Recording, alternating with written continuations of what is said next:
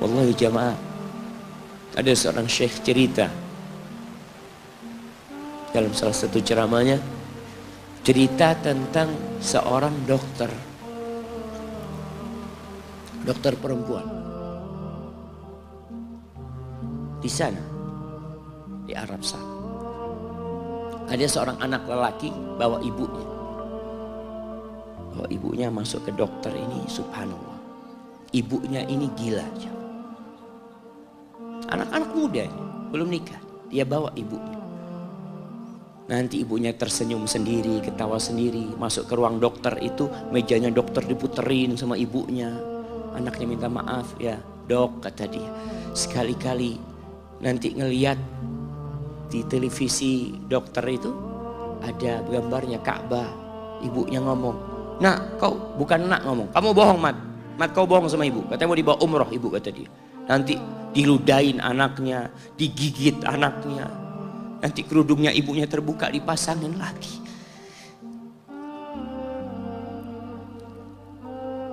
Itu dokter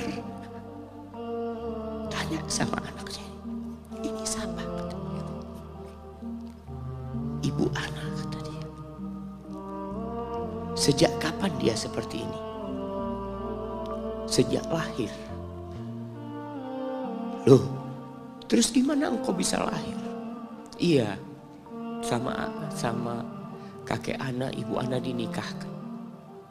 Tapi 10 bulan diceraikan. Ya karena seperti ini, ana lahir dari rahim ibu ana. Dan seperti ini kelakuan. Iya kata dia.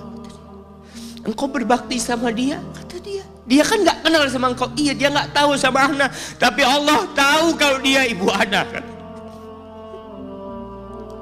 Allah tahu kalau dia ibu ana. Ana harus berbakti.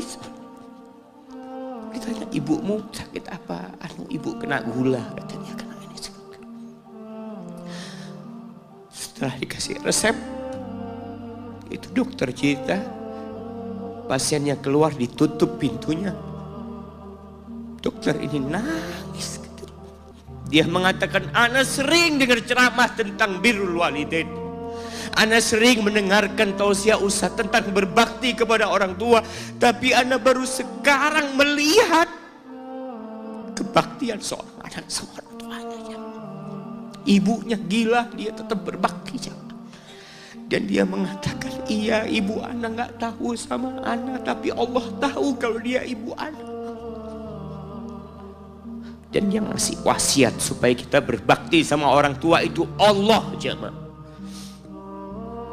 Apapun yang dilakukan orang tua kita.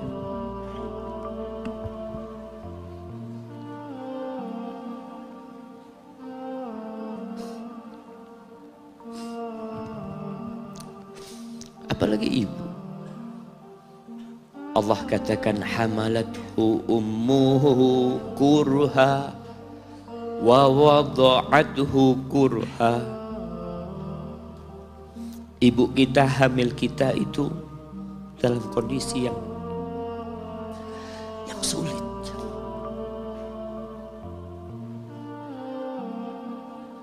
Ada ibu yang harus bed rest demi anaknya lahir.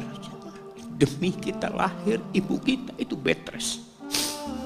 Capek dikit keluar darah. Ada yang harus hamil kita dalam kondisi dia ditinggal sama suami. Dia harus cari nafkah sendiri. Ada yang harus muntah-muntah demi kita. Allah. Lalu kita berdiri buat ibu kita. Capek. Diceritakan seorang. Ya kita semua tahu ceritanya. Tentang 3 orang yang masuk ke dalam gua. Kemudian gua itu tertutup dengan batu yang menggelinding. Lalu mereka bertawasul dengan amal soleh mereka. Salah satunya yang mengatakan, ya Rabbi, Allahumma, ya Allah, aku punya 2 orang tua. Aku punya 2 orang tua. Yang aku senantiasa memberikan susu kepada keduanya sebelum keluarga yang lain minum susu. Dia sudah menikah, dia punya istri, punya anak.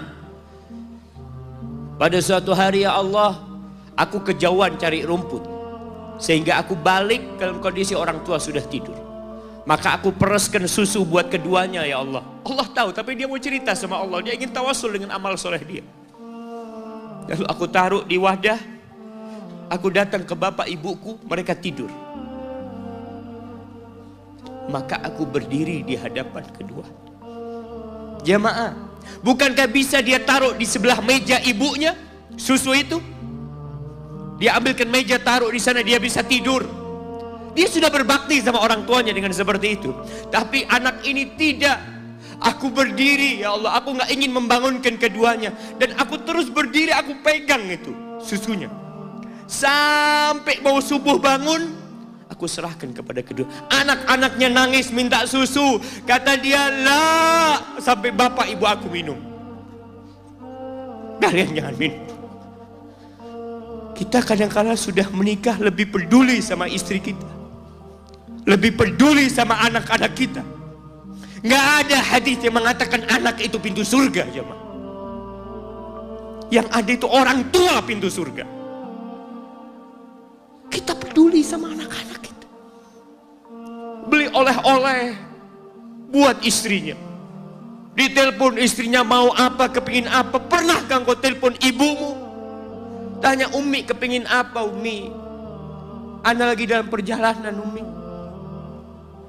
Jamaah, itu anak, Masya Allah, dia berdiri.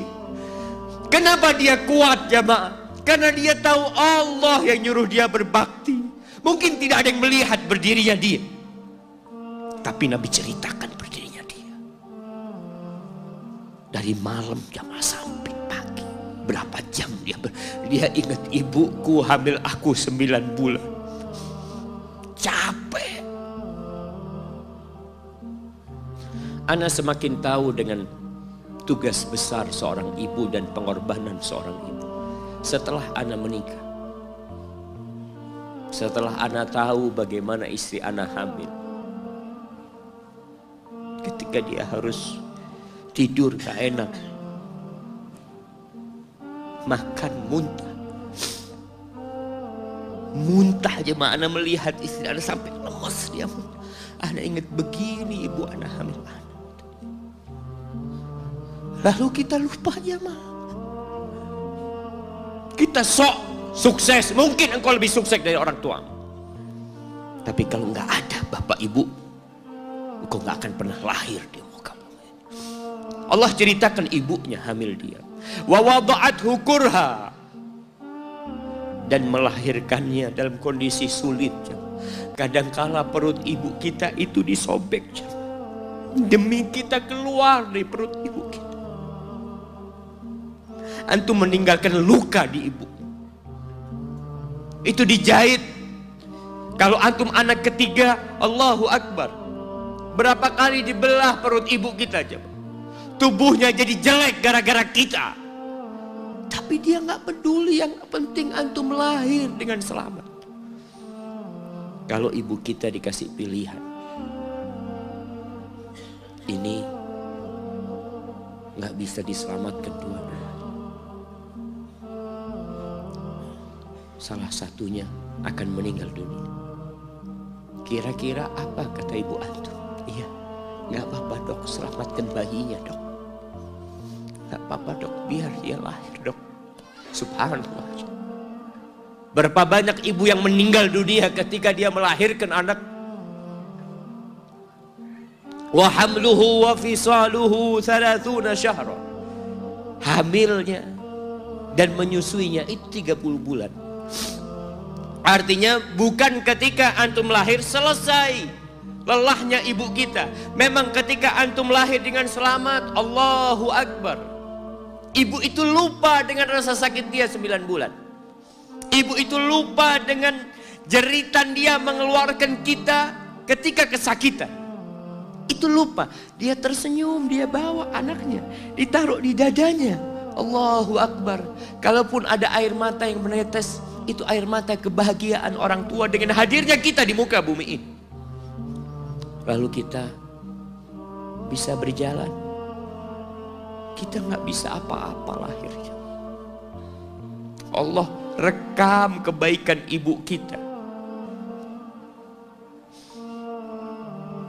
Kita disusui sama ibu kita. Berapa bulan? 2 tahun. 24 bulan disusui. Mungkin ada yang kurang, mungkin ada yang lebih. Tapi yang jelas kondisi kita tidak bisa berbuat apa-apa. Kita hanya bisa menangis, jemaah. Antum lapar menangis, buang kotoran menangis. Siapa yang datang membersihkan kotoran antum? Ibu antum. Yang gendong antum siapa? Ibu antum. Dia susui. Subhanallah, sampai anaknya agak besar sedikit, diajari bicara sama ibunya, diajak ngomong sama ibunya, diajarin berdiri sama ibunya, diajarin berjalan sama orang tuanya. Allahu Akbar. Kemudian ketika antum sukses, antum berangkat ke luar negeri, antum berangkat ke luar kota, meninggalkan kedua orang tua antum, boleh, asalkan dengan ridho orang tua antum. Kalau ibu antum telepon, antum di Batu sini, kuliah, sampai sukses jadi pengusaha di sini. Ibu antum di kampung telepon, nah ibu ingin kau balik ke kampung. Jangan pernah mengatakan, bu anak kerjanya di sini ibu. Saya ditugaskan di sini, tinggalkan semua pekerjaanmu, pulang ke rumah. Ustaz, gimana dengan istri dan anak-anak anak? Yang ngasih makan istri sama anak-anak antum itu Allah Jalla Jalla. Bawa pulang ke kampung, hidup sama ibu antum. Jamaah, ada seorang sahabat yang izin untuk berjihad, izin untuk mendapatkan surga yang paling tinggi, izin untuk bisa memberikan syafaat kepada 70 dari keluarganya. Kalau dia mati syahid, dia datang kepada Nabi SAW, ditanya, bapak ibumu hidup? Iya, kata dia. Pulang engkau ke sana. Fazammal jannah, di sana ada surga. Ilzam rijlaya, engkau tetap di kaki ibumu. Ini mau jihad, bukan mau cari fulus, jemaah. Bukan mau cari kenikmatan dunia, dia mau cari surga. Tapi pintu surga yang paling baik orang tua dapat jauh-jauh. Jemaah, Allah, ketika antum nangis di kasur ibu, di dapur lagi masak, dimatikan kompornya, dia datang jumpai antum. Antum lihat, anak sering lihat ketika kajian, bagaimana seorang ibu yang gendong anaknya yang nangis. Dia ingin dengarkan kajian, tapi engkau menghalangi dia untuk mendengarkan kajian dengan baik. Dia harus gendong. Kadang-kadang nggak boleh deket-deket kajian, yang bawa anak tempatnya lain, dan dia nurut. Engkau ganggu hidup dia dari sejak engkau lahir. Kemudian setelah engkau dewasa, engkau nggak berbakti sama ibu. Lupa dengan wa hamluhu wa fisaluhu 30 syahr. Di masa Umar bin Khattab, ada seorang yang datang kepada Umar mengatakan, ya Amirul Mukminin,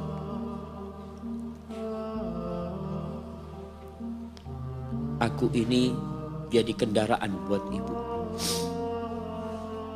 Aku ini yang membersihkan kotoran ibu, dan aku palingkan wajahku. Ibuku sudah lumpuh, gak bisa apa-apa, dan aku berusaha untuk berbakti sama dia.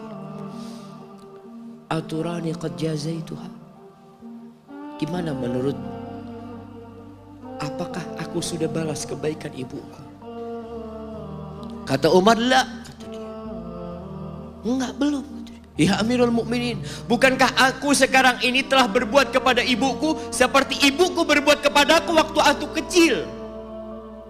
Artinya sama pekerjaannya sekarang ini. Aku yang menyuapin ibuku, aku yang membersihkan ibuku, yang mengantarkan dia ke kamar mandi. Semua yang pernah dilakukan ibuku, kira-kira sudah aku lakukan semua sekarang. Kata Umar, enggak sama, kata dia. Ibumu waktu merawatmu ketika engkau kecil, ibumu berharap engkau bisa hidup. Sedangkan engkau sekarang merawat ibumu ketika sudah tua sakit-sakitan, engkau berharap ibumu mati.